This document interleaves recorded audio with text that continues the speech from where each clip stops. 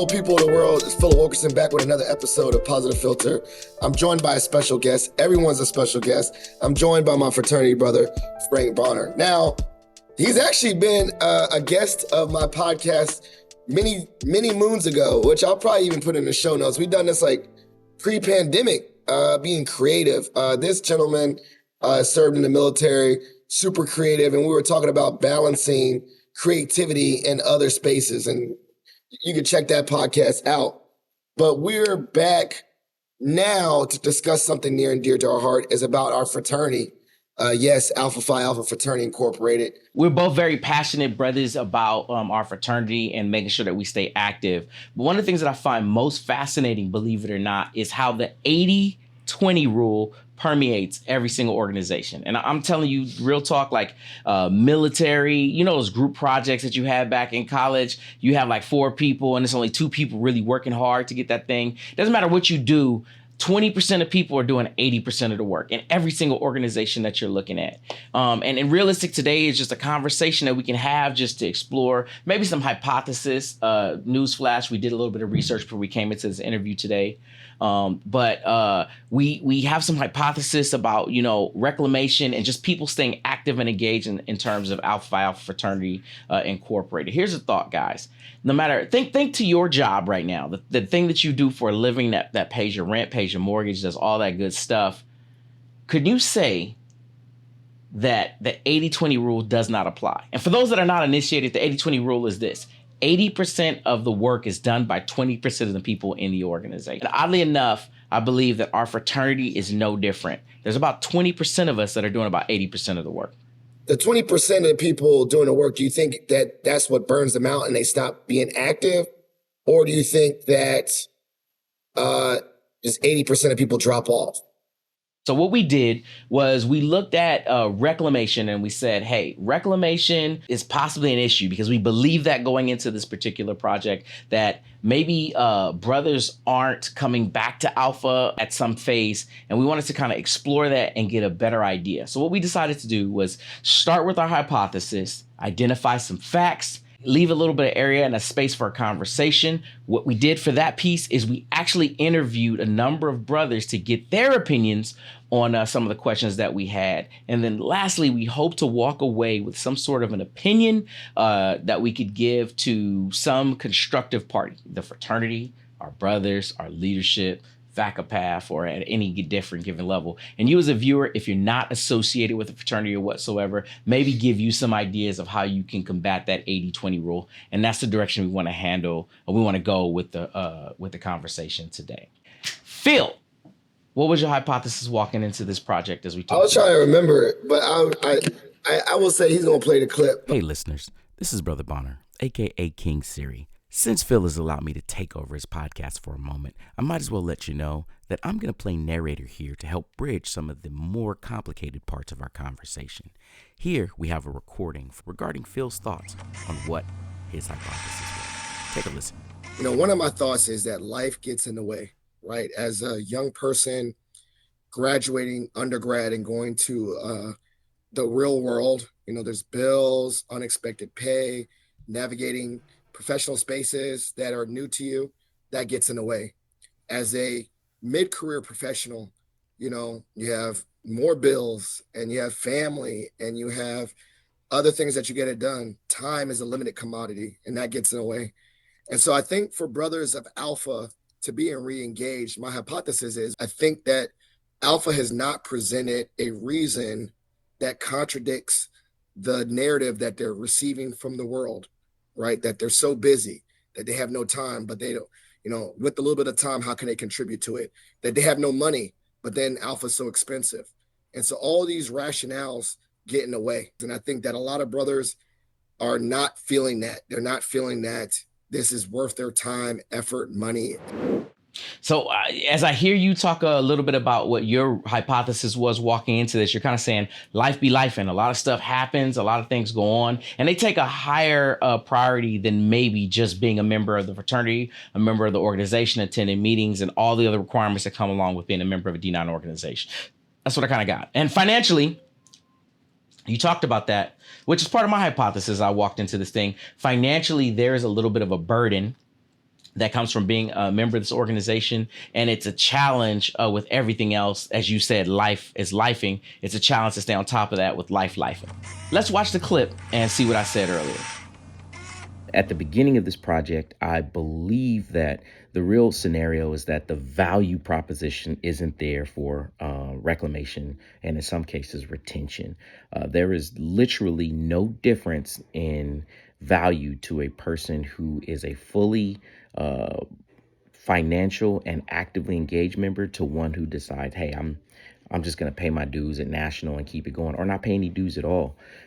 I feel like there's not enough of a value proposition to keep people, one, engaged with their time. Is this worth my time? And then two, am I seeing the investment of my money? I'm going to put my money into something and I'm going to get something back out of that. And I don't think that every brother feels this way, but there's a clear line.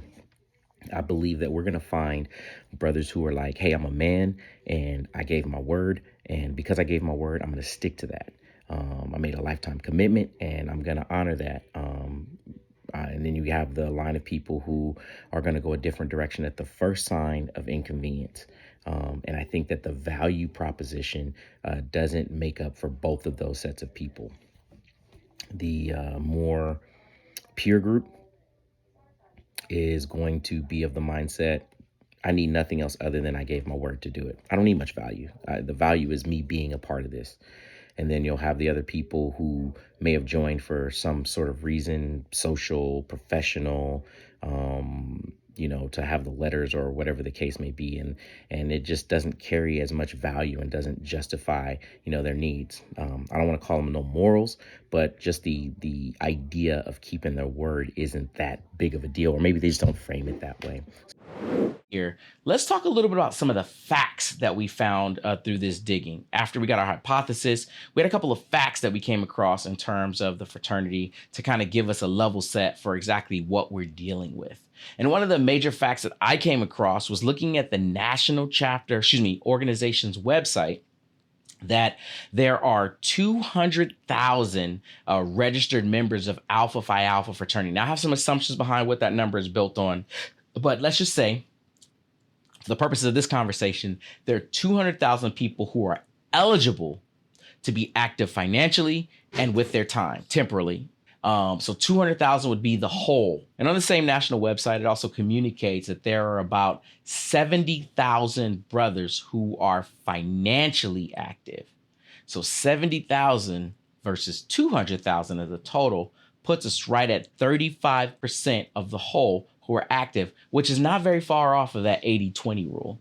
Tell me a little bit about how you feel about those facts that I kind of gave you. No, I think it's even lower. I mean, lower. And the reason why I say that, I mean, even nationally, very often we keep our public elections of who our general president is private to the House. But if you look on YouTube, we did it this year where they actually showed how many people voted.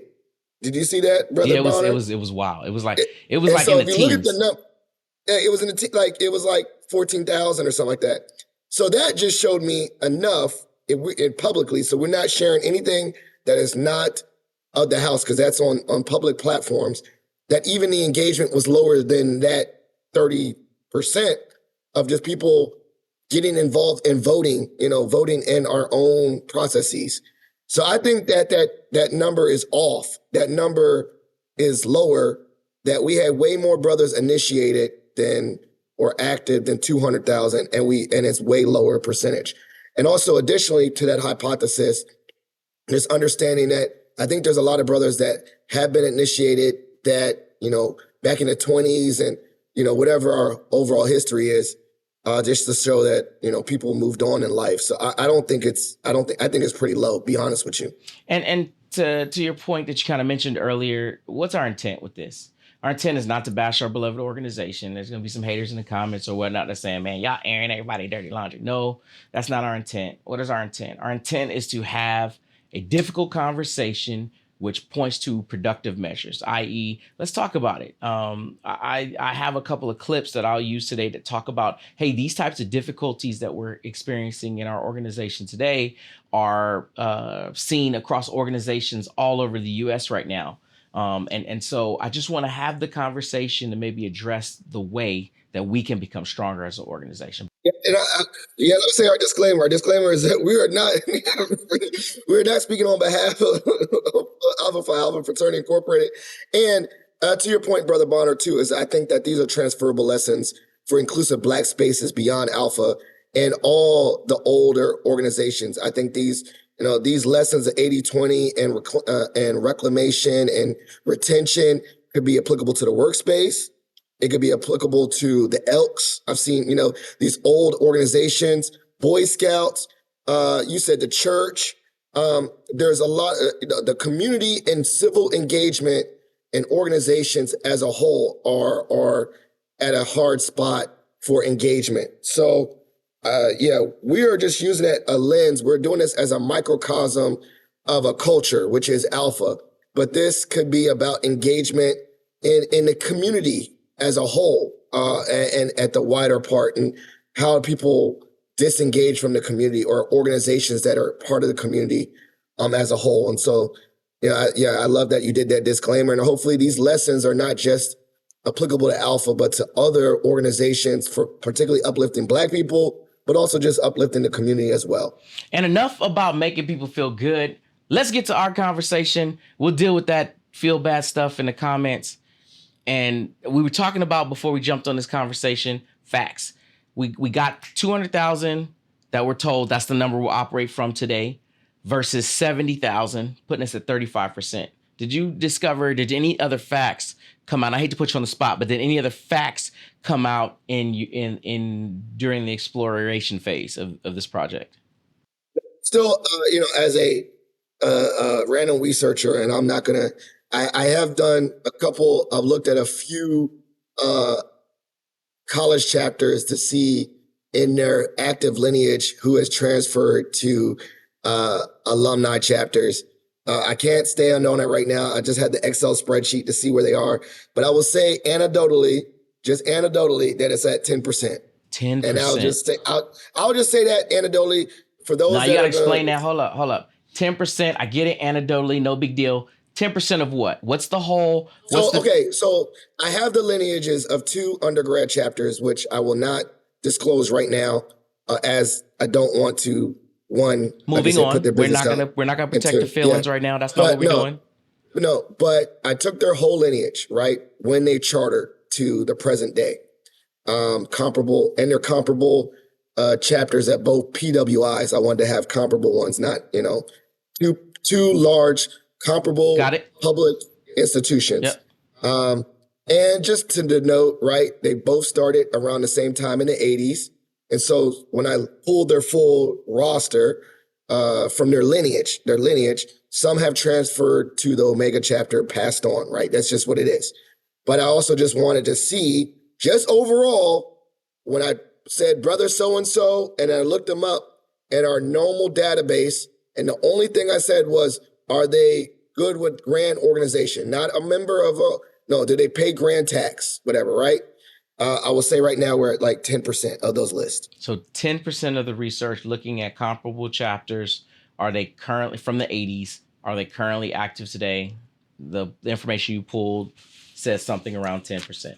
And I just, even just to kind of say reverse engineer, I just looked at maybe, let's say, the most recent from, my time as an advisor and being active from 2017 to current, these little small, very small lines of 5 and 6 or whatever. There's probably 3 brothers. We're talking college chapter still, correct? Yeah. Okay. College transitioning to alumni. And being engaged. I get it. We got fuzzy math. We got some mysterious chapter off into the distance that has been around since the 80s, and some variation of the math, fuzzy logic that we put together has communicated that 10% of those people are still active today. I don't know if those numbers speak to any unique problem, except we have identified that maybe we have a problem with keeping people engaged in what we're doing to this day. Can we for this conversation, we can agree to that, right? Yeah, and it speaks to an issue with engagement, from a engagement to this day with people staying locked in with the org. Yeah, and one of the interviews that we could play is Brother Taylor, a young man that is one of my colleagues at George Mason, and he actually shared one of the thoughts that he's a young man about graduating college and not finding a space and not knowing how to do it. Let's play And that clip go right ahead and now. get started over here. Let's play the clip So we'll right play now. that clip. I would say most of it may come financial wise. I know that after their first year, you don't have any really financial dues per se. But I would say just figuring out like what I wanted to do with my life or like where to go post grad. There's always support there, but I think there's not enough support, and like it's just a lot going on, right? I'm trying to figure out if I'm gonna stay with my parents again, if I'm gonna get my own place, and then how I'm gonna pay for that, how I'm gonna get my master's degree. Now I got that settled. I knew how to peak interest in an undergrad chapter, but now it's like, how do you do that for a grad chapter? So just not knowing the differences between engaging in that sense, I think that's another big obstacle to do. I'm gonna stop that clip right there because he does offer a solution what Alpha can do. We'll do that at the end. We just wanted to share that. But if you listen to that clip from Brother Taylor, he was talking about, I just graduated. I'm trying to get my life together. I got to move back home with my parents. I got these new financial bills. Just life be life and like student loans or whatnot. And also, he also shared in that clip too, like, how do I do this? Like, it's a different feel. Like, I'm not on a college campus no more. How do I introduce myself? Do I just show up? And he was, there wasn't really like a handbook guidance on how you go from college to the alumni chapter. So I think that will play a little bit of a part in this reclamation thing and drop off of some of the numbers of that college to alumni transition.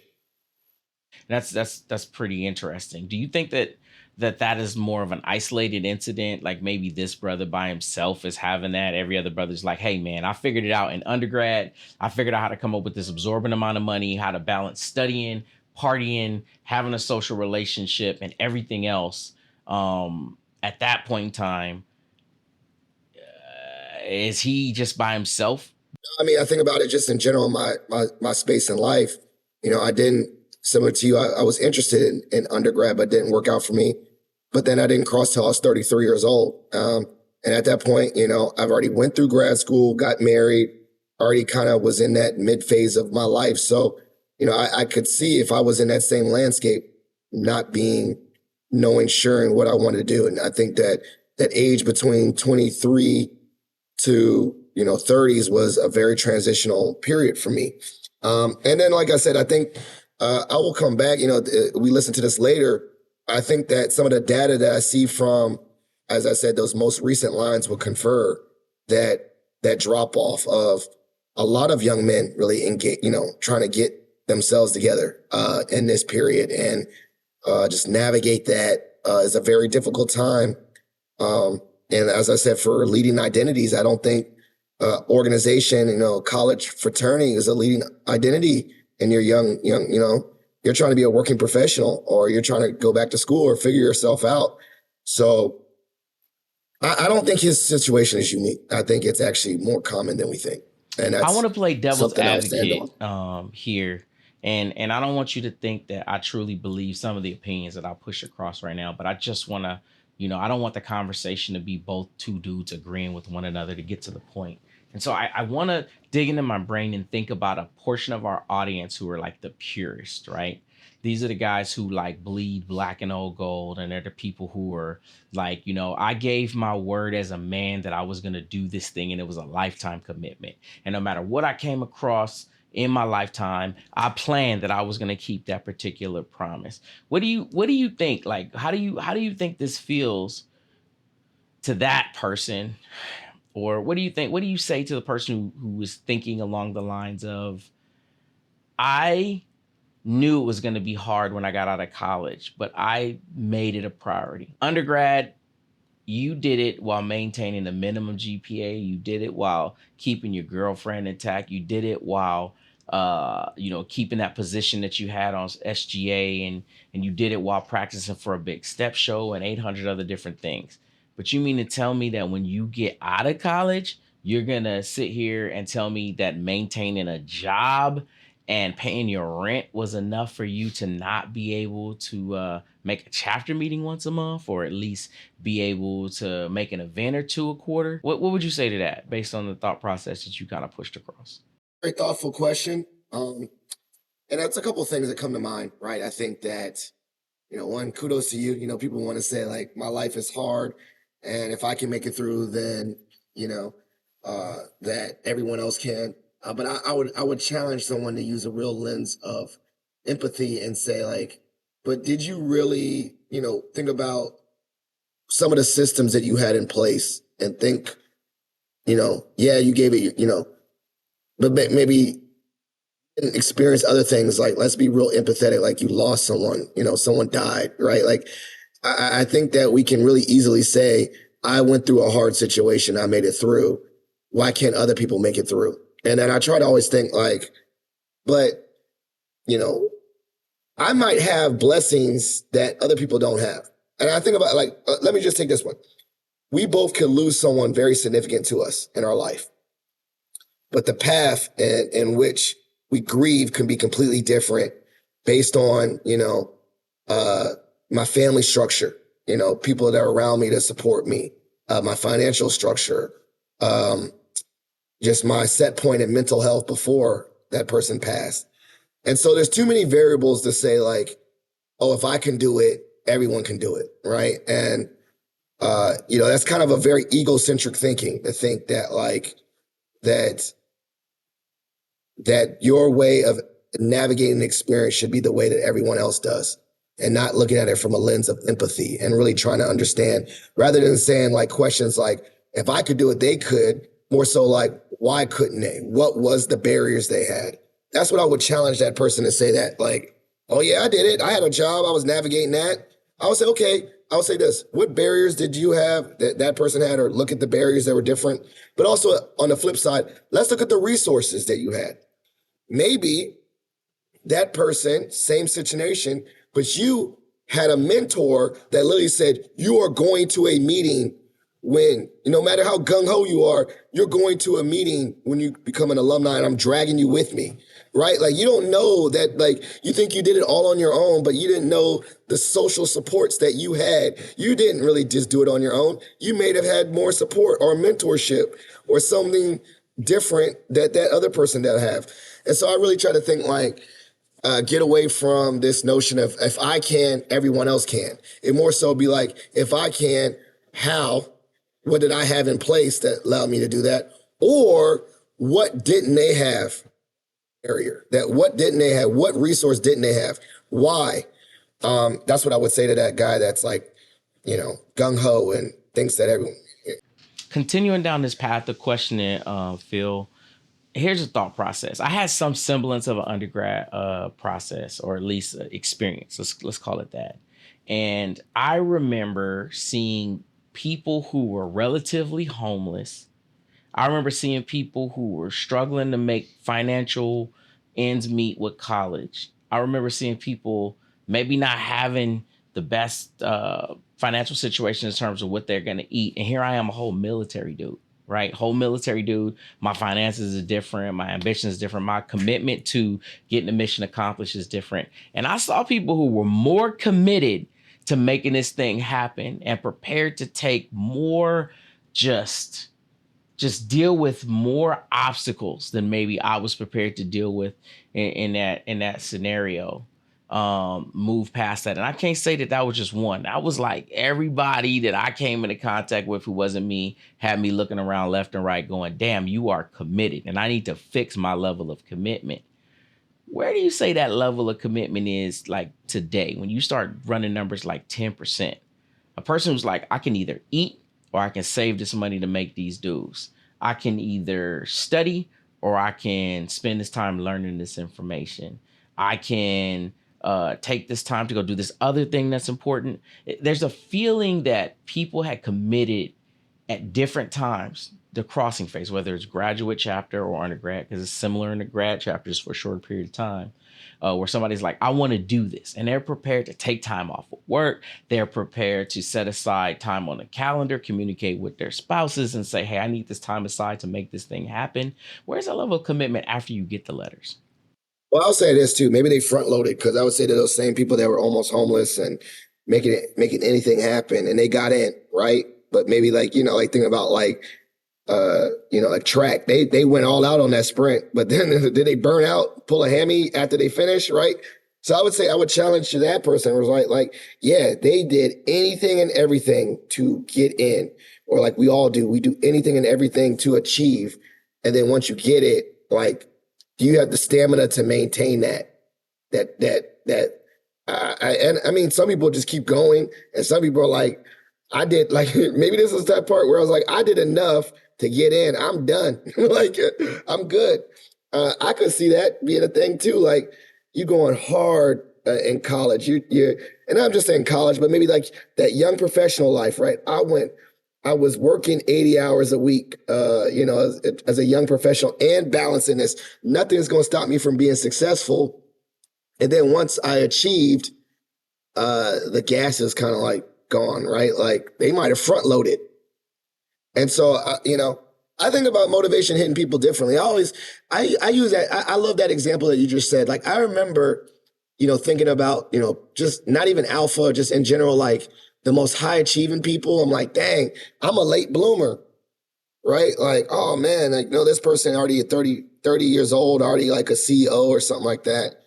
But like, think about that same energy. I wonder if that 30-year-old CEO has the same energy. I've seen a lot of people that had like crazy careers really early, and then they don't want to be a lawyer by 40, and they just start, they do an entrepreneur and completely leave law after they went through very rigorous law school, all this stuff and all that, and then they get to 40 years old and they don't even want to practice law no more, right? Like I'm thinking of the same scenario of people that are just really, really high achieving, will not be stopped early, and then by the time they achieve, they're like burnt out. So I think that could be a scenario too. You're headed down that exact same path that I kind of thought walking into this project, talking about the value exchange is off, right? If the value of the person getting something that they don't have is high, someone realizing it would take an act of me doing something very bad to lose this thing, not just not attending meetings, not just not making myself available financially to a chapter. The value exchange is off because I still get the recognition and value that there is as a brother. I actually met with a brother who had some similar thoughts in terms. We talked a little bit about the value exchange. Let's go ahead and cut to that video now. Well, I guess it really depends on the person. I mean, a person who really doesn't care about the community service or the feeling of giving back or the smiles of, young children in their faces after you've done something, bringing baskets to their house or Christmas, those types of things. Like, if that's not of value to you, then it's no value. I think, yeah, I would say it depends on the person, because I can put value in my name being just on the roster and me being present on paper, but not being present physically. But another person could have more value on, hey, I'm showing up. Yeah, I may not be contributing, but you can't be upset with me because I'm not contributing financially, but I'm contributing my time. I mean, again, I think it is what's the value behind it. Yeah, I get to come to a chapter meeting, or I get to eat free food for once a month, but where's the financial literacy? Where's the investment opportunities? And I'm not trying to say that it's just, I'm giving to get, but yeah, I'm a member of this prestigious organization. I should be receiving more from it than just, regular chapter meetings and parties and, you know, Super Bowl nights and all that good stuff. So in this video, Exum, Brother Lee talks a little bit about the value that you have from the feeling you get from those you work with in the community. And I think that the people who stick around are the people who recognize, hey, I'm going to do the work. And the true value to me is the value of doing that work. Not everyone comes into the organization with the idea of this is valuable to me. Not everybody comes on a college campus to Alpha with the thought process of, I can't wait to do community service. Some people are like, I want that jacket. I want to be black and old gold. And the community service, that's a byproduct of what I got to do to get what I need. I'm down for it. But this is what I'm looking for. I'm looking to have this social just addition to my resume. And there are those who find value in the actual work. And I think that's what we're looking at that kind of sticks around, because the work in many cases is a thing that's there in the grad chapter and the undergrad chapter. We're looking at people who really enjoy doing the work or enjoy the fellowship if it's happening in your local chapter. And those are the people who are kind of sticking around. It's kind of communicated in some of the interviews that I did. Beyond that, that's the value proposition. So think about this. I'm going to pay money to do work. Where's that value? If that's your only piece of anything that you're going to do with the organization, where is that valuable for you? It's a hard one because thinking about is you just said it right. Like, when people say you pay for friends, and I was like, I think about it now. You're paying for service, right? You're paying to do service. But I think that for me, my response is, if you are committed to a certain cause or service, for me, the value proposition that I respond with is that Alpha has given me a vehicle to magnify that. So for instance, you do not need Alpha to do community service, right? You don't need Alpha to get in front and do voter participation, voter engagement. But being attached to an organization has magnified something that you cared about. And so if you, value proposition wise, if you can align something that you really care about with something that a larger organization is doing, then there is a value proposition there, right? Then you do get to have fellowship with people that are like-minded individuals. And so I think sometimes if you can find that, I think that you're definitely not just paying for service. You're involved in service. That's something you want to do is magnified through this vehicle of Alpha. Yeah. Here's a really tough conversation to your point. Why do you think people join Alpha as an undergrad? Why do you think people join Alpha as a grad chapter? Okay. I think they're two totally I will say different this. I don't know about the processes. undergrad, but I will say this for the alumni chapter, and this is very transparent, is that we navigate a lot of predominantly white spaces as professionals. And men need fellowship too. And it feels so good. And I'll just speak for me as an alumni brother, to just go in spaces and not be the only.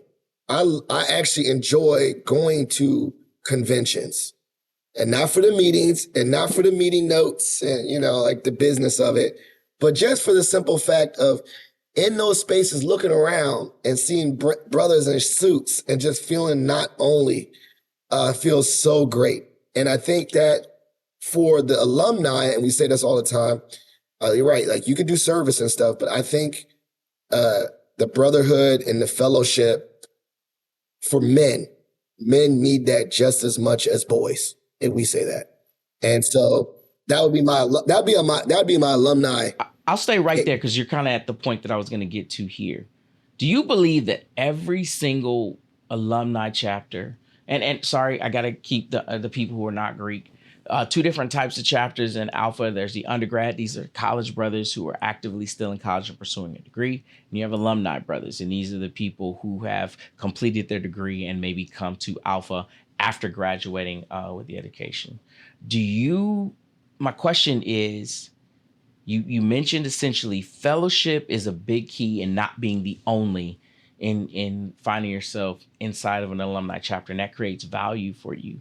Do you believe that 80% of the alumni chapters are doing a great job with fellowship? Do you think that they're really fellowshipping? And sorry, I have my opinions based on some of the touring that I've done. I'm curious about your opinion. I don't know about no numbers on that, but I think that goes to the next clip where we'll play with my brother Bobby. Let's play the clip. Let's play the clip. Yeah, play the clip, because I think that tails in to that, and I think that's a perfect segue. I think that when you're trying to do a reclaiming effort, I think that one concrete strategy can be Like, for instance, let's just lay out a small event in a short frame of time. You got an event, it's a reclaiming effort. We're out at a little restaurant. We all hanging out. We out at a bar. We all hanging out. And me as a brother who you haven't seen in a while, or a brother who hasn't been around in a while, is here. That is the first step. You already got me. I'm already here. Maybe at that point we don't go straight into talking fraternity. We start talking personal. We start talking, how are you?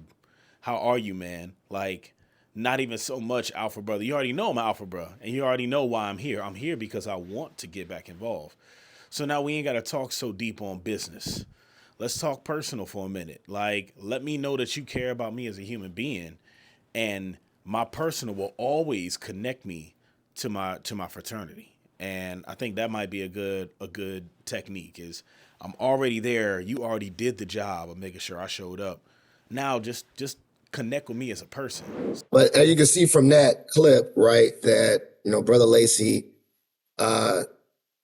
would answer that question and saying, I think we need to do a better job of being brotherly or also welcoming. Also, the word that I heard right there is seeing me, like actually seeing our brothers. And so I don't know. I think your question was like, are we doing a great job? I don't think, I can't give a percentage on it, but I think that there'll be cases of, if we were to ask brothers that have not been active, I bet we could see a lot of scenarios similar to that, where brothers are not seen as brothers because they're not paying, or they're not seen as brothers because they're not attending chapter meetings, when in actuality, we should see them as brothers and understand that life is lifing. And that turns people away. I really feel like we could do a lot better. And I'll be honest, I think And we your could. answer is no. No, Your answer is yeah, yeah. there are I was trying to circumstances. dance around it, but There I are don't think so. circumstances where we're not. Your answer is there are Not, circumstances no. where we're not. And it's not to be perfect, man. I'm sure that there are some places Stop dancing. where Stop where dancing. fellowshipping is happening, man. Yeah. This isn't self glorification, but I know one of the things that I notice as I look at the landscape of my personal chapter, moving on, is we got a lot of fellowship going on in our chapter. And as a result, we got a lot of growth going. Now, it's frustrating, right? Because at fellowship, bros want to hang out and chill and talk. It's hard to get anything done, man, because everybody just want to spend time with each other and they want to hang out. And your natural inclination is, bros, I got stuff to do. Stop wasting my time.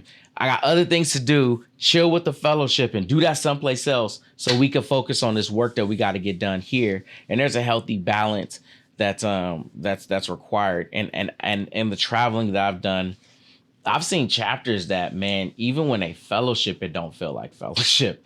They hanging out together in like 6 different cliques of crews, and it's only 9 of them. How you have 6 crews and it's nine people hanging out? The work, check, we got it. For the people that want to do the work, they're gonna be here. But for the people that want to do the fellowshipping, I'd love to see what the comment section of this podcast says, but I don't think we got a check for that. I think the fellowship, in a lot of cases, for 80% of the chapters, could use a little bit of work. And what I want to do is I want to draw your attention to an interview. Just real quick, can I just say real quick, and we'll do I want to get to that clip. I think another thing too is just like, I want to point I to. don't know if it's just like a bunch of men thing, but like maybe we need some like EQ classes or something. Like when you don't see someone for a long time, don't like. We always do this, like even if we're just joking, but I was like, at what point do we stop saying, good to see you, look who finally showed up? Like that don't get old. Like, like, can you use another line like, I'm so happy to see you? or Yeah. like, shit, what happened? Like, where have you been? Are you good in life? Like, are you Is good? everything okay? Yeah, Yeah. because I think sometimes I get old. You'd be like, good to see you, brother, brother so-and-so. And you're like, all right, I'm here. Like, you gonna take attendance? I tell you one that I seen. Hey, welcome to the chapter. Hey, get with so and so to pay your dues. Like the Oh, for immediate real? Oh, they transition passing to the hat digging in your around. pocket. They passed the hat. Yeah. Yeah. We gonna pass the hat. We ain't seen you in forever, but every chapter meeting we got a need, so we gonna pass the hat. And here's the first ask. This is where we I welcome know. you. I think just generally like, and I think there's anything is like, prodigal son or whatever. It's like, I will say this: if you haven't been somewhere in a long time, to come back takes a lot of courage. You ain't been home a long. that's hard, right? Just anything like, dog, I haven't seen these people in forever. I could say even as an extrovert, it's anxiety provoking. And so to add on that and say, yep, as soon as I came back, exactly, the negative scenario that I played out in my head came true. I ain't coming back no more. It is not easy. It's not easy to come out, come back to something you haven't been in a while. And also, let's just be real. Oh, I'm an alpha. I don't care. Like I love the ones that say I bleed, through and through. But like, I'll tell you this right now. I have not been to another chapter meeting. Oof. I've only been to mine. Right? Yeah. So if I moved and went to a new town, I don't even know what that's like to go to another person's chapter meeting. I've never done it before. I done did it a couple. I've never done that a couple before. times. So I done did it a couple I don't times. know if It's not does pleasant. it feel awkward? It's not pleasant. That's what I'm saying. Is it awkward? It's not pleasant. Do you like who are they? People like, who are you? I've never done that. Bro. I've never experienced. I've only been to. Bro, it's not pleasant. It's not pleasant. I've done it a couple times, military dude. I've been a member of three chapters. It's not pleasant, bro. And I'm an extrovert. I'm very much an extrovert.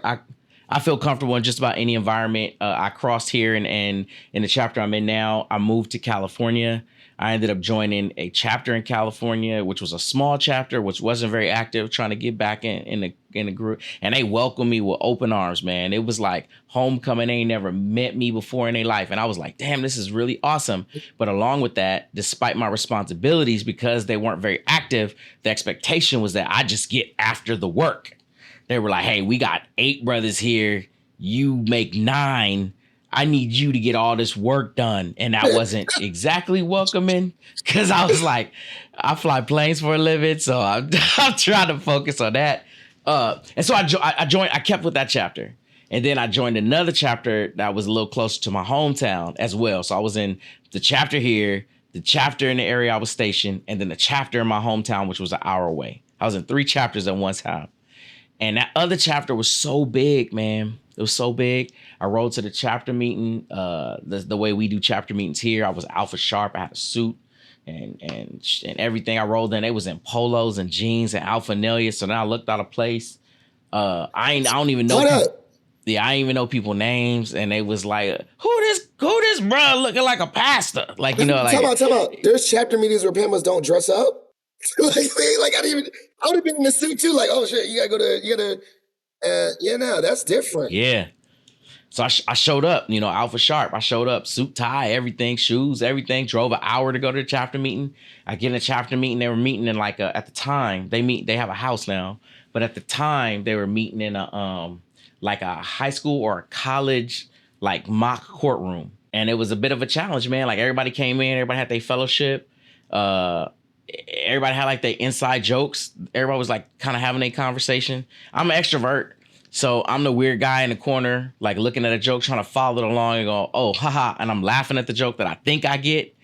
You know what I'm saying? I'm like, I think I get the joke. I think I understand the joke. And then the dude is asking me, he's like, what you laughing at? And I was like, well, he just said this. You obviously meant this. And this is what you said. So I thought it was funny. He was like, yeah, you right, but you've been here for 16 minutes, man.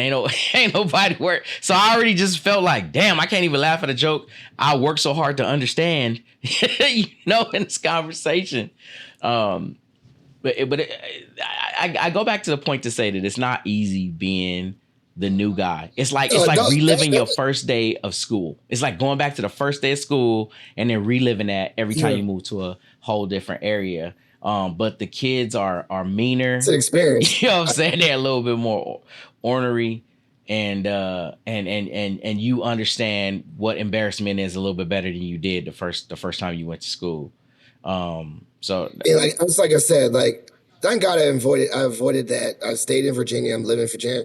Was it? My dad said, Virginia born, Virginia bred. When I die, I'll be Virginia dead. Virginia dead. I ain't going nowhere. Damn. Yeah, I'm staying in Virginia. And I say that in the sense of I now have the empathy. I never had to experience this, and then I go to all the things, Vacapath, and I meet brothers, and these are I don't have to reintroduce myself. And so I don't know what that feels like. But now from your story, I've always thought about going out of town and just checking out a chapter meeting. If I'm ever in Chicago, let me just I'm never going to do that junk now. For what? Bro, you got to do it.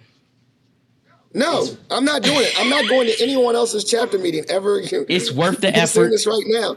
I'm going to conventions. I'm going to conventions, and I'm going to things, to meet. I'm never going to another chapter meeting of someone other chapter after your story. That is like my worst socially awkward fear of all time is walking in, one, over or underdressed, but most times I'm like underdressed because I don't know how to dress. And two, Oh, come on, bro. as you said, like sitting in the corner laughing because I'm socially awkward. I mean, in a funny way. But I'd probably laugh at that joke too, and then I'd probably double down and just make it worse. Like, that's not funny. Hey, okay, man, I have later. no shame. I have no shame, man. But I Yeah, I just would think double down on that. I enjoy going to other chapter meetings because I get to appreciate what I have where I am right now.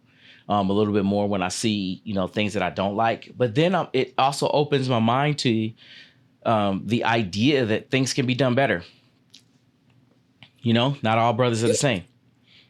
Yeah, but to that point, I think your scenario says that's another one about the thing that we need to think about for reclamation is that scenario could happen to so many brothers. Like they're Yeah. moving and then they got to start over again, start in a new subculture, which is every chapter. And once again, it's hit or miss. You can go to that one jump, they welcome you with open arms, say, thank God you're here. Or you go to the other one and say, who are you? Yeah.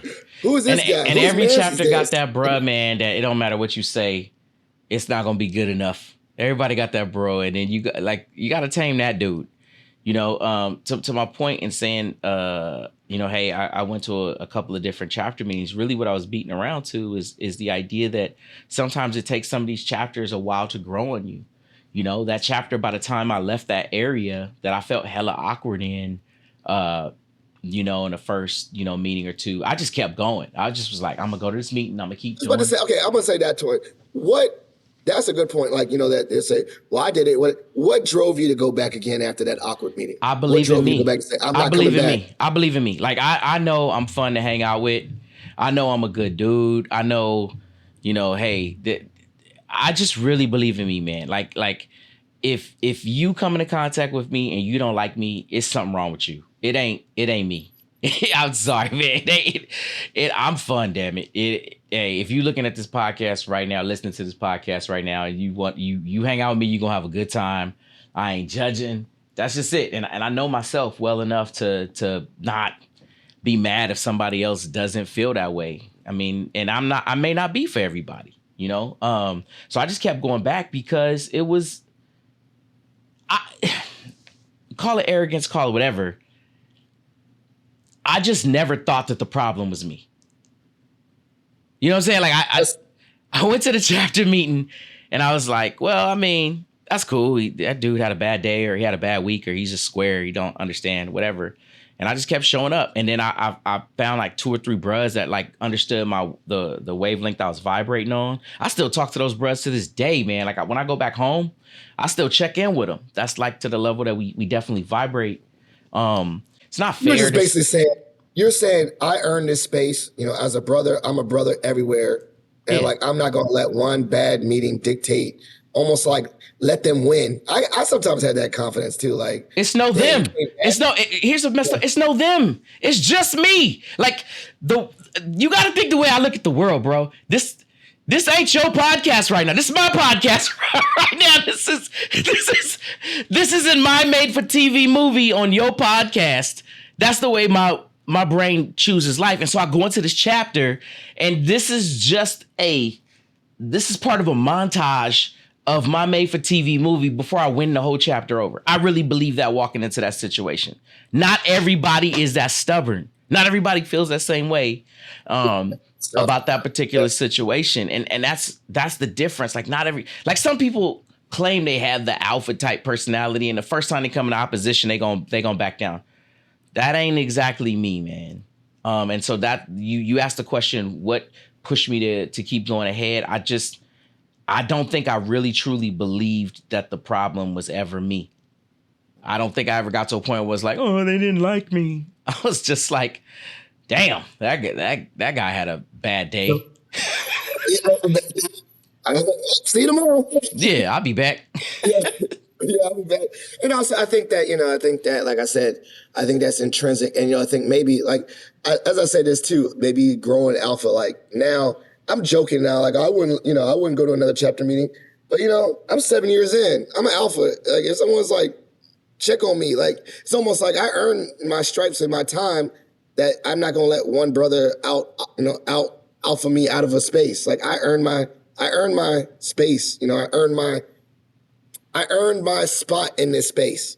But I think we can go with the reclamation part, where I think there's some people that didn't feel like they earned that space or had that same confidence I got a that question you for have. you that I didn't talk to you about before we came into this podcast. So I'm about to surprise you with this, man. We Yeah, talk about reclamation, and we looked at the numbers, kind of figuring that 35% of brothers are doing 100% of the work for Alpha, at least on the books. Do we want to reclaim the other 65%? Who's to say that the other 65%, or the people who aren't active, are really worth reclaiming in the first place? That's the bro that was only going to show up to the party. That's the bro that only got letters so he can get that girl he was looking for on campus. That's the bro who is a political figure and is just looking for the letters to make his political career a little bit better. Who's to say, and that's me playing devil's advocate, but who's to say that we need to reclaim all these brothers? And who's to say that we need to I put say it? to keep. I don't say we need to. I think we should make a wholeheartedly attempt to be welcoming. And like, let me rephrase this. Also, you said that was the brother that was, right? Thinking like maybe in that space when they crossed, they was the brother. But who's to say in the space when we try to reclaim them that they're that same person? Life may have changed them, and maybe they're not the party person anymore, and they're like pretty dope at doing community service. Like we're missing out on people that are amazing people. I People love that grow, people positivity. change. You're saying that people So change. no, People change. yeah, so like we're making an assumption. Like I partied a lot in college. You probably wouldn't want to reclaim me or think I should be in the house at 25. I'm being totally honest. But the person I was at 33 years old when I crossed in 2017 was someone that was doing better and was a different person, a person that had grown, a person that came to Alpha as a new person. No, when I say new person, came to it with, I am ready to do service. So to your question, I think we should make it like, do we need to reclaim that 60%? No, we don't. We don't need to do anything, right? Like we got people doing the work, but should we make a, a, a, a, a genuine effective and thoughtful try? Yes, because we never know those people that where they are now, and we could be, let's say, losing talent, losing great brothers that can contribute immensely to our chapter based on who we thought they were back in the day. We don't know how they changed. Once again, it's that lack of conversation saying, how are you? What are you up to? What are you doing? We will notice that maybe that brother is not just a party person anymore. He has changed like doing amazing things because we listen. And now he is ready to be doing the work. You know what I'm saying? Because we listen. Like, what do you want to do? What do you want? That value proposition. Like, what do you want to get out of it? So that's my question. That's my question. I mean, my answer is try. We don't need nothing though. We don't need nobody. This is the part of my made for TV movie where the dramatic "you're wrong" music plays because I was just wrong. You know what I mean? Like you answer that Oh, they question. say, do the 90s jump when you walk in the room awkwardly. You know what It'd I'm be saying? like dun dun dun. You was okay. No, but Yeah, that I one. say you saying people change, and it's not about who people were. It's about who people are, and people constantly evolve to be a better version of themselves. And so the reclamation effort in most cases is really about what can you offer today, not based on past actions, but what can you give the organization today. So I rock with In a that. spiritu, in a spiritu day for in a spiritu day fraternity today. Yeah. Like Hey, the keyword is today, today not like yeah, fraternity. today. Yeah, today. Yeah, today. No, Today. And I'm also I think like this too. But here's the thing though, on the flip side, when your reclamation efforts are not genuine, guess what people do view it as? A money grab, right? So to that point of need, have you ever noticed like this? Like when you're desperate, let's say like you do things out of character, right? Like you say you need something, like I need a job. Then you start doing like desperate things like, cold calling people, things that are just like kind of somewhat could be off-putting, right? Because you're desperate. So if you're not coming from a despo meter and genuinely want, interactions or want people, people can see the genuineness. Because I will say this, if I got robocalled every day saying, come back to Alpha, I'm like, why are they robocalling me? Like the automatic, telemarketer. I'll say it's because they probably want money. And once again, this is not specific to Alpha. Think about this as we think about alumni. I work at higher ed in college, right? And people are always like, I don't feel engaged. I don't feel connected to my college anymore. And the only time the college calls me is when they want me to give on giving day, as opposed to thinking about being an engaged alum, which I'm now more engaged, where there's opportunities to like mentor or go back to campus and like mentor students and really give back. And once again, genuine fellowship, at homecoming. That's the difference. That's the very strong connection. That's kind of like Alpha. Like when people can see genuine, like, oh, they want me to come back to homecoming. They want me to come back to my university, or, oh, they just call me for a check. And so what you They just only call talked me on about, giving day. you talked about value. You just talked about value Yeah. again. You just said, I want to feel valued. You said, I want to feel like there is value that I can receive from having the opportunity to get there. So I had the opportunity to chat with someone who's really important to me in terms of my Alpha career, someone who kind of pointed me to Alpha. And I want to show his video clip right now just to kind of have a conversation about some of his points. Let's go ahead and put that on the screen. Yeah, I spent a period of time not active. I honestly just got active again last year, and I need to pay my dues for this year, just to be candid. Um, so when I was no longer active, um, I well, let me back up. So after graduating, I was active in the fraternity for a period of years. My career after graduating was hospitality, and I became a general manager of a restaurant, which the schedule was insane. I was the only manager for a time period, and so really I pulled back from a lot of things, to be honest, including Alpha, just to kind of manage that schedule and then kind of figure that out. And then honestly, I fell out the habit of showing up to chapter meeting, things like that. I don't know if at the time we had like a reclamation committee, but it became easy to just not go to meetings, and what caused me to get back active last year was a lot of my friends left. I truly love Alpha. My father's an Alpha, my uncle's an Alpha.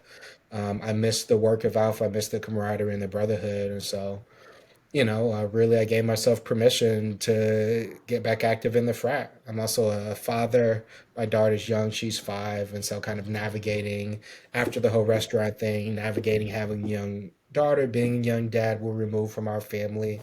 So, it took a while to navigate that before I felt like I was in a place where I would be comfortable with taking time away from family responsibilities and really doing something that benefits me. So we're back to a little bit of that value proposition again. Hey, I leave college. I'm gonna go into my occupation, and then I fall out of the habit of going to chapter meetings. Like life is life, and as you kind of communicated. And then we had to get to a place where we missed for me to say, hey, I need to get back to a place where this holds enough importance in my life that I'm gonna pay for it again. That's kind of how I kind of see that. And full disclosure, that brother there is the reason I became an Alpha. You know what I mean? Like I met that bro. I saw the work he was doing. I'm a 27-year-old dude who's active duty military, and I'm looking at how committed he is to his chapter and the work they're doing over there at Howard University. And I'm like, damn, I know I've traveled the world. I know I make decent money. I know I'm going to do some great things. But here's a person who's younger than me who's doing more things to benefit the state of Black men, and I need to fix myself. And just looking at the commitment that person put out into the world, and I'm a whole active duty military member, and that brought me to Alpha to hear him say, hey, life was just lifing for me. And I know that we had two totally different situations. I haven't broken, my time in Alpha, but my life was significantly different. I wasn't worried about finances. I wasn't worried about, hey, my kids, by the time I meet this dude, I got 2 kids and they're maybe that time they're 6 and 12, 6 and 13. You know what I mean? So they're at a point where I'm already at a place he's talking about where I'm comfortable stepping away, you know? I say that to say, just reiterating on that value proposition that, one, we got to get the value proposition correct. 2, we need to recognize that brothers have different phases in their life that are going to take them away. And here's a person who I saw and believe was like alpha zealot, at least on campus, removing the devil's advocate I played earlier. Just a person who was like, this is what I'm going to do until the day I die, life and has a huge effect, and we need to take that into consideration. And I was like, almost like, I think sometimes we have to understand some brothers carry shame about it. But I was like, why? When you're ready to come back, you come back. And then I loved his story about like, I wanted to be there as a father. That was a priority. Get my restaurant. I got to work crazy hours. And now I'm ready. And I think that we need to be more understanding of that and think of like, okay, when someone's ready, they're ready. And embrace that and think about, okay, now we got that energy. And I think I love that too, is like thinking about, as I said, people put their foot on the gas, like that was his space. That was his time. That he was meant to be the man at Howard. He was meant to take a break, and he's now at a different phase, right? You never, like, I bet he's like doing phenomenal things that he can contribute, right? So I really like that. I'm glad that you brought that one up, of someone that was like doing it, took a break, and is coming back, right? We need to see more stories like that and really, humanize that and de-shame that, destigmatize that. Because I think there's still a lot of stigma like, oh, you're back. No, you're back when you want it to be. Great. You know what I'm saying? Like that's that kind of dialogue we need to have. Can we get to one more clip though? And then, because I want to get brother Shelton's clip. Go ahead. Just one more clip and then we'll do the construction part. I just want to show one more clip. Dr. Sheldon Tate, we had a conversation, and I think he came up to me and was like, my line brothers and I had this conversation together about wanting to get back involved.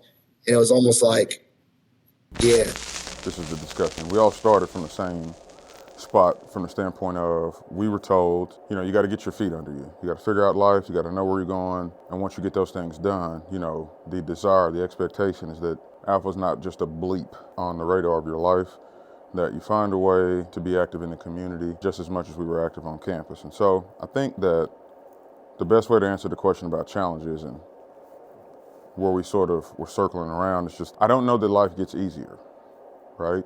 So if part of the consternation is around, as soon as things get simple, once I get to a certain salary, a certain position, then this free time that I have, or the discretionary time, I'll be able to sort of allocate that effectively. I've never seen that. That doesn't work in my life. And I think part of what we were discussing is just the reality that that's not the case for anybody. I don't want to share the whole thing, but I was thinking to that point, and I think one of the things that drew me to connect that was that on the inverse, it could be contradictory to the last clip, because the gentleman said, I had my kids, I had this, I'm ready now. But to brother Tate's point, he was like, but then let's be real, life be life. It's always going to be something like, okay, I finally finished my doctorate. Well, now you a dean of a college. There's something that's always just going to fill time. And I don't know if anyone's ever going to be ready, And I think maybe it combines it. It has to be this like centric thought, like, I am ready now. I have kids, but I'm ready now. I have a job promotion, but I'm ready now. Something's always going to be added. Yeah. And so I think it's a both and. I think that what I got out of that Tate from Tate, yeah. Brother Tate's response was a little different. I got from Brother Tate, the time's never going to be perfect, is what I got from Brother Tate's response. And I got from my brother Allen's response, I got that I found the time where I was ready. Like, and those are two totally different situations. One is I have so much stuff, I don't have any time to give to Alpha. I have so many responsibilities. I don't have time to give anything else to anyone else. And then there's also the person, somebody's waiting for the perfect time to jump back in, and the perfect time's not coming. It's not going to get easier. And some people are like, I recognize the stresses that I have and I can manage these stresses, you know? So I think it's weird. It's like this weird combination because maybe it's like, you know, I always joke. I was like, was my life easier in college than it is now? But that's relative, right? Like maybe, 9 times out of 10 you answer to know, that is absolutely. yeah, of course. But I don't know, man. I don't know. Would you really go back in the time machine, right? And you think time, like where you are, it's like being in the present. And so, like, you're right. Like, I can't wait. Like, let's say I do, like, oh, I'm gonna be super engaged when my kids finally go to college and I'm an empty nester. That's when I'll be engaged in alpha. But then what if I, like, get hurt, like, or have don't live healthy. And I waited till like my kids went to college. And then when I finally have an empty nest, I get in the car, like you're right. You can never wait for a perfect time But because something's going to happen. there's always time to do something, right? So you got Yeah. little kids, you don't have time to make the chapter meeting, you don't make time to you don't got time to, do every single event or chair a committee. Maybe you have time to, identify when the next time they pass the hat around and you could kick $100 into the hat. Or maybe you can't make everything, but you're like, look, I know Martin Luther King, as far as Alphas is concerned, is a big deal. I'm gonna block that time off on my calendar and I'm gonna show up. I'm gonna show up and I'm gonna use my social media presence, because everybody makes time for social media despite how important things are going on in their life, right? So I'm gonna use my social media presence to just bring credit upon the fraternity and show the work that those guys are doing.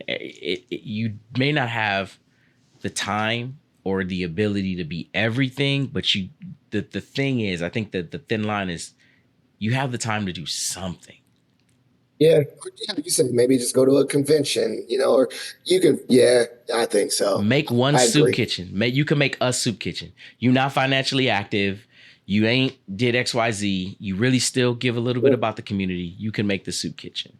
Or you know what? Hey, I'm a brother who I just want to let my hair down sometimes. I got kids, I got a wife, and I just want to get away. So I'm gonna make the 2 social events that these brothers make a year. I'm gonna make 2 social events a year in fellowship with these bros.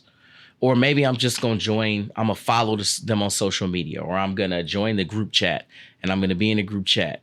There's something that you can do, and it's not gonna always 100% be paying 100% of the dues or making all of the events, but figure out what your something is, and maybe do. We have a brother in my chapter who is going through some serious health complications. And while he's going through his serious health complications, he can't be at all the meetings. He can't go to all the events. He can't. And our meetings are, a lot of them are on Zoom, but he has relationships where he has made connections so that we can benefit as a chapter from those particular connections. And they've been huge in some of the programs that we have moving forward. And we see him at the events where he's delivering the products that he helped us make the connection for. And that's incredibly valuable. That's enough. I'm confident that our brother is financial, but if he wasn't, that would still be enough. But no, I love that point that you said, and what I really truly love about your point is that, like, I think that goes to like further on that point to what Brother Tate was saying, was that, like, if I'm living the precepts, if I'm living the ideals, if I'm living scholarship, does that mean I'm more or less, but not active? Does that mean more or less I'm still a brother, or I'm still an alpha, and am I still engaged? And I think, to your point and that other example, the answer is yes. You don't need to pay dues.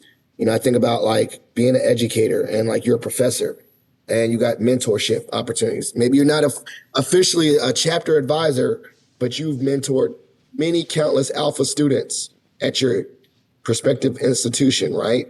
You know, that you're just as valuable as an advisor. You help them in the classroom with their education or mentorship. So I think we also need to have that reframing too, of meeting people where they are and saying, you know what, you are still doing the work. Like, just because you ain't cut me no check doesn't make you any less than a brother. And And selfishly, so I don't want to contradict anything that I've said before, but being selfish, I ask myself, Why join a brotherhood to not be a brother? Are you saying that? Let me play devil's advocate to that. Are you saying why join a brotherhood to not be an active brother and pay dues, or just be brotherly Be and brother. be Yeah, I ain't talking about engaged? And dues. I'm still that's standing. I'm not talking about paying dues. I'm saying like, also, I get that. No, yeah, hey, I'm totally on board on I'm that joining a too. brotherhood for the fellowship and the camaraderie and the connection. And then as soon as I get my letters and a year passes and the first tough time happens, I turn into a hermit. I just don't think going back to my That part, original argument that is part. the value is what's important. And I think that we can agree that just about everybody at least tells us when they join the organization that they want to be a brother. And your something could include, the things we talked about before, but maybe there's value in recognizing that being a brother is why you got here in the first place, and having people that you can look to your left and your right for is what got you here in the first place. Doesn't cost anything I thought about this. except I time, a thought little about time. that. Yeah, I thought about that too. Like, I don't think there's going to be ever a point that I'm a complete hermit from the fraternity. What I mean by that, I don't know. There might be a space in my life I don't go to any chapter meeting or anything like that, but someone's going to hear from Brother Wilkerson or some. And when I say that, there's be some presence of me on Alpha in Alpha, like not just a social media post, but like a real maybe chop it up with someone. I'm in your town. I'm in Norfolk. Let me just chop it up with a brother.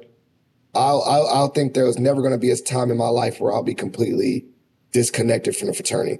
I will say that though, it might not be in the formal sense, but I do agree with you. Like, I did not join this to just not have it as in that part chart, at least 5%, like at the Yeah, lowest, some inkling of my life. right.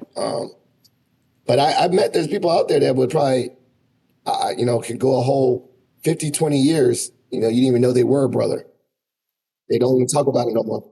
I did that one time back in college, and it was dope. Oh yeah, I forgot. By the way, this is my shingle or whatever the Oh, case. yeah, that one. Oh, yeah. I was about to say. You see that case? I've seen that. Really? I've seen I've seen it where it was like, you know, um, a young lady, I'm not putting her, she's like, yeah, my dad's an alpha, but then come to find out like T chart or whatever. And he just never talks about it. But then he did bring it back up when his daughter crossed Delta. Meaning like he could have gone his whole life, but his daughter brought him back in. His daughter brought him back out talking about it. You know, but that whole middle from college to her, like To from her his college college? years Yeah. to her college, it wasn't a part of his life no more. Yeah, it's wild. But I'd love to take this time now to talk a little bit about the constructive side. So we've talked a little bit about the value proposition. We've talked about life be life, and we've heard from some brothers, and we've kind of expounded on a couple of different ideas as to what may be the issue. What advice would you have for, what advice do you have for the brothers to go ahead and fix this problem, or what constructive advice do you have to make this better? I was about to say macro to micro. I think micro is see something, say something. Meaning like, I think one of the best ways to feel engaged is not on some mass level, like, mass email, mass. It's like literally getting engagement one on one from other individuals. I think I'm very fortunate that we have, like I said, not everyone is in touch with their LBs, but ours is like we're still talking to each other. And like, shout out to my tail. He'd be like, y'all good? He'd just be randomly popping up and checking on all of us, you know what I'm saying? And like, hey, we're going to this. Anyone else going to this? And it's like that personal one-on-one connection. So I think, I would challenge everyone on a micro level. If you're an active brother and you haven't seen someone for a while, check on them. I don't know. That seems very low maintenance, but just check on them, pop up on them, put eyes on them.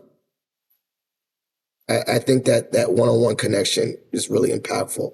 And I think number two, if you get any welcoming brother in any space, be normal and welcome that person to that space.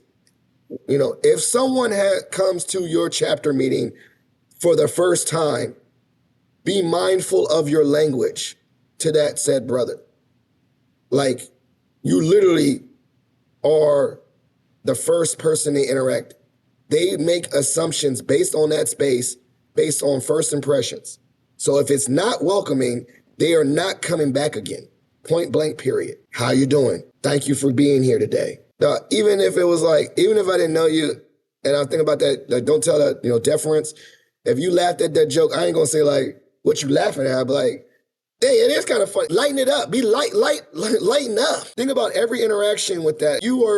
It's almost small instances of kindness. Let's not underestimate that, right? You never see those like very like dramatic commercials. You help that girl, you saved her life and all that. I'm not gonna go as far as dramatic as that, but I'll say that one interaction or that comment really did make someone active or not after 5 years. I've heard so many times where a brother said, I went to a happy hour and the guy next to me was so nice, I joined the chapter that day. They brought me back after being absent for 13 years. Very impactful, but all that guy did was, hey, you want a drink? Like, just being nice, being normal. People underestimate kindness. So I say, if you're doing anything that brings people to your space that are new, make sure that they feel welcome. They are brothers. They earn their letters. They deserve to come to that meeting and laugh at your corny jokes. And so those are my 2 things. I think the value proposition for me for brothers is huge, and people come back to Alpha for a lot of different reasons. There are so many ways to create value for brothers, in my opinion. And what I've kind of seen in some of these reports, some of the interviews we had, again, be lifing. It takes a lot of courage to come back to Alpha, and I think that if I were to give brothers watching this, the idea is recognize that you could be the value that someone sees when they come back to the fold. Just the interaction that you have with the person in and of itself may be enough of the value for a person to kind of move forward with getting back into the fold. And the other piece that I have for that same set of brothers is recognizing that I believe a larger number of brothers join for the brotherhood than any other purpose. And if that's the case, finding ways to bring back that connection, that safe space, that environment, especially as African American men, we talked about earlier, you don't have a lot of spaces where you just feel comfortable in. Some of these guys are high level professionals who are one of one in a space, and they just want to go to where they feel like one of the boys. And some of the people are aspiring to improve their lives, and guess what they want as well? I think they want to be one of the boys and an opportunity to fellowship and grow their lives, maybe. So I think that one of the biggest value propositions that you can make for a brother walking out of this conversation, if you stuck with us this far, is to strongly consider that not the chapter president, not the organization as a whole, not somebody else. No one's coming to save you. You are there to get that brother to see that, hey, we're welcoming you back and we want to be around you. And I think that that's the big piece. Now, if you were to... I'm smiling ear to ear, and I'm smiling ear to ear because I was like, yo, dog, I'll be honest, like, if you asked me that, jump, I think that I would say brotherhood was my number one thing, right? Just feeling that I could text you and joke, but also like, I need help with this. That is a intangible, immeasurable, can't put a price tag feeling, an actual feeling that we're all chasing. I'm smiling because I was like, I feel like I got it. So I feel like I'm getting my value add, right? Right. If you said, do I feel like I got brothers and do I feel like I'm getting a value add in brotherhood? I, Philip Wilkerson, feel it. So that's why don't feel like I need to be reclaimed. I feel like I'm getting my value proposition. And so I hope that this conversation allows people to get to that space and get connected and feel that. Because it does feel good. Even in like I said, even, the town of 2, I got brothers there, but like, I'm just thinking about very personal instances, like losing my father-in-law. I may have been alone, but I was never lonely. I repeat that. Like, I may have been alone, but I was never lonely. That's brotherhood. I never felt the sense of lonely and isolation. I could be lonely in a space physically, but I'm never alone. And that is something, I mean, if I'm rich, I wouldn't put a price tag on. And that's what this brotherhood gives me. And I think that some brothers are not getting that. They're not getting their value add on that. They're getting shortchanged. They're getting shortchanged on brotherhood. point blank period. Yeah. The brotherhood is the big value. Give me one question that you would ask. Let's say you could form a panel, sit right in front of the national organization, and what question would you ask that would lead them towards a solution to that 70,000 versus 200,000 problem that the national website is communicating? That's a good one. I would say beyond membership and money, why do we really need to solve this and see what they say? Because I would wonder if they're thinking about like, value proposition, if the word of lack of brotherhood comes out of that conversation. And because that's the real like crisis in my mind. It's not the number. I don't think it's the number of dues left on the, like money left on the table. It is the crisis of Black men feeling disconnected and isolation and unbrotherliness. And that's the real problem. And I would want to see if they see that. Like, I would say like almost like, why do we need to reclaim brothers? And see if the word like lack of brotherhood comes out of that. More so like if they're hitting on the themes of like, because we want people to feel like connected to other Black men. That's why we need to do this. We want brothers to feel uplifted. We want brothers to, the brotherly stuff. We want them to get that value proposition. That's why they need to be reclaimed. As opposed to like, we need them to be reclaimed to do work. Or, or we need more manpower, stuff like that. Because then I'm like, because then if an organization says it anything other than brotherly, then their approach is going to reflect that. Like they say, we need this for more manpower, then someone's going to realize that when they're being approached to be manpower. Right. Rather than like, the real problem is we need, the brotherliness. Oh, they're approaching me because they want, we have an isolation problem for Black men. We need to bring them into spaces and uplift and help them. I mean, because I'll be honest, like we already know mental health is real. And I think that like this is a real concrete way that Alpha can contribute to that, right? Mental health and all that stuff.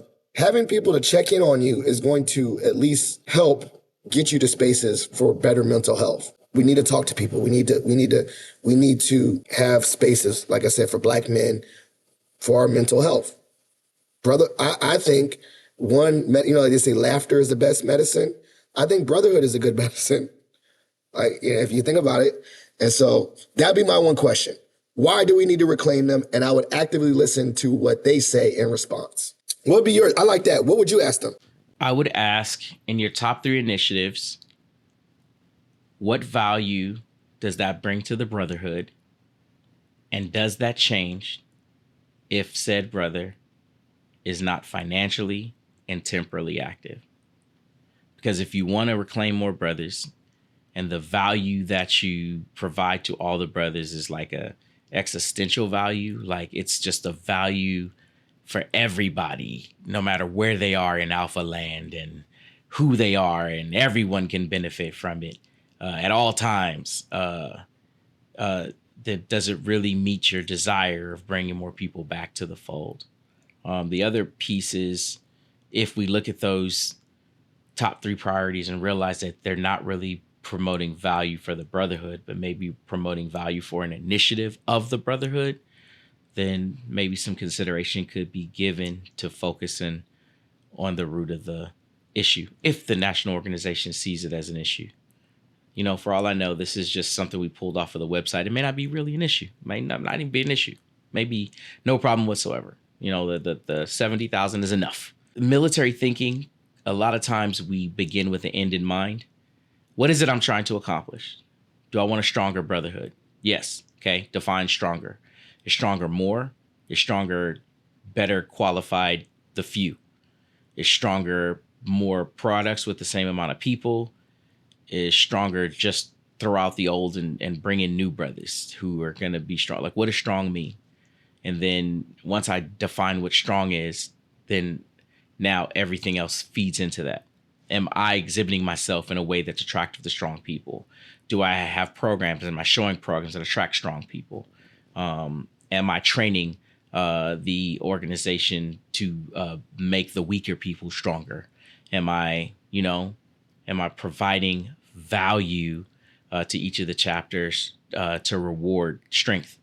It's those smaller ideas, and I'd have the question as to does the end align with the goals? If Alpha did not change in 5 years after we had this conversation, and you looked on the website and it's the same exact thing, would you be disappointed? For me, no. Me neither. For me, no. I was gonna I say, don't but go ahead. Why would you not be? individually see reclamation as an issue. We picked this topic because it was at the time, it was the conversation of the moment. I don't need there to be 800,000 alphas. I like a smaller number, makes me feel more special.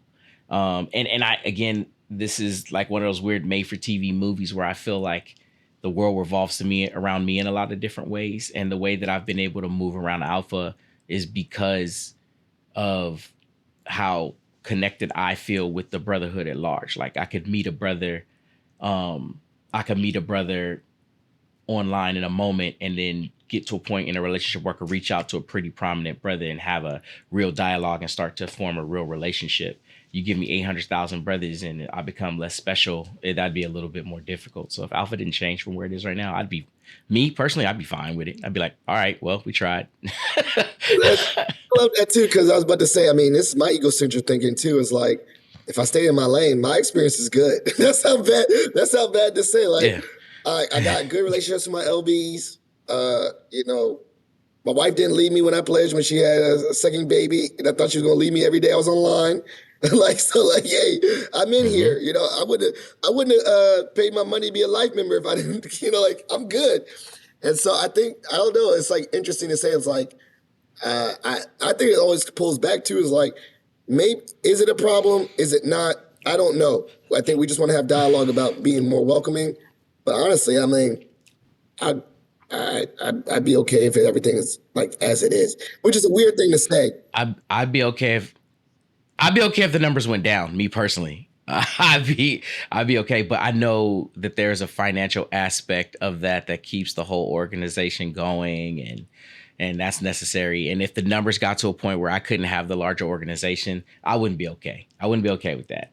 But I'm okay with if we just made the rent at the end of the month and we could keep that going perpetually, I'd be okay. And also, I think the only thing I would say from this dialogue, if the needle did not change, or the numbers didn't change, as long as the people within feel more brotherly, that's where I'd be disappointed. So once again, if we had this conversation and none of the numbers or reclamation changed, whatever, that's what it is. But if we had your example where you go to more meetings like you just went to, and that didn't change, then I would be disappointed. Does that make sense? Like, I was like, I was like, man, it's still happening. Like, that's the part. I'm like, that's still happening. Yeah. People going to you still acting like people can't just go to chapter meetings and meet new people, or once again, like every time someone comes up and says, "Good to see you here," if that's still happening in 5 years, then I'd be disappointed because that's old. It's gonna happen though, because there's gonna be like 19 people who get to listen to or watch this podcast, and of those 19 people, 80-20 rule applies. So, what's the number of that, man? 4 people go do the work. How about this, man? Let's get to 30-70 doing work. How about that? That's what I want. That's one of my. We're at 37. We're currently at 35% doing the work. Okay, right let's get to 40 as a national organization. 40%. Okay, I like 40. I want to move the needle a little bit. That's what I want to say. I want brothers. I want brothers to realize, and it's crazy because we always try to throw more brothers at every problem, right? We go, well, we got 100 brothers and only 40 are doing the work. It's the same 40 bros, and you like 40 bros out of 100 is more than 20%. You're above the 80-20 rule. Keep it pressing. Be happy with those 40. Let's go. Because corporate America ain't got that. Your numbers are better.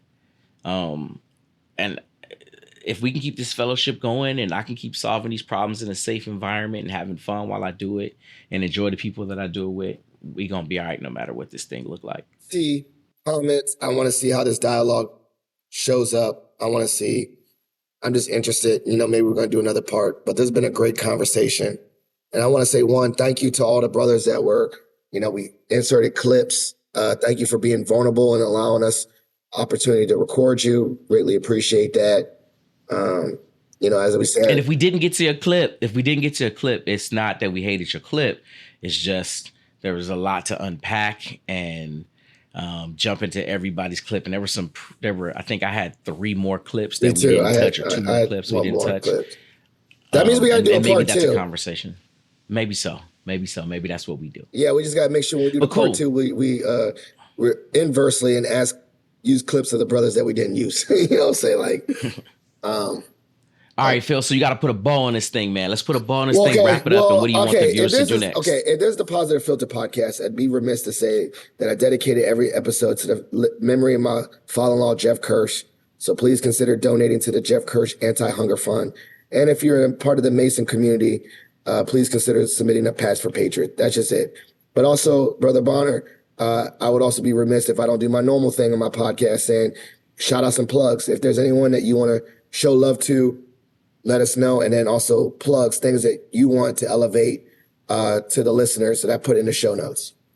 Shout out to my wife who allows me to do stuff like this, even while we had this 1.5-hour conversation. I don't know what's going to get edited down to, but it was a whole hour and 45 minutes that we were chopping it up. That's time I didn't get to spend with my wife. And in addition to that, I'm probably doing fraternity stuff as well. So shout out to her.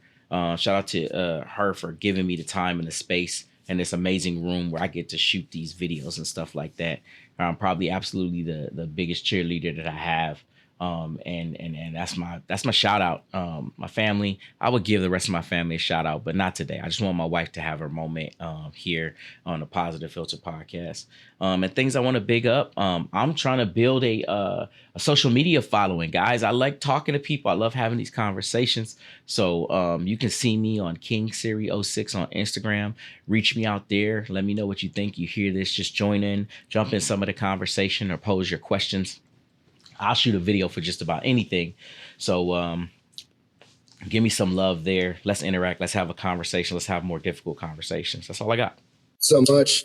Hopefully, brothers, this is a great conversation. Please comment. Let us know.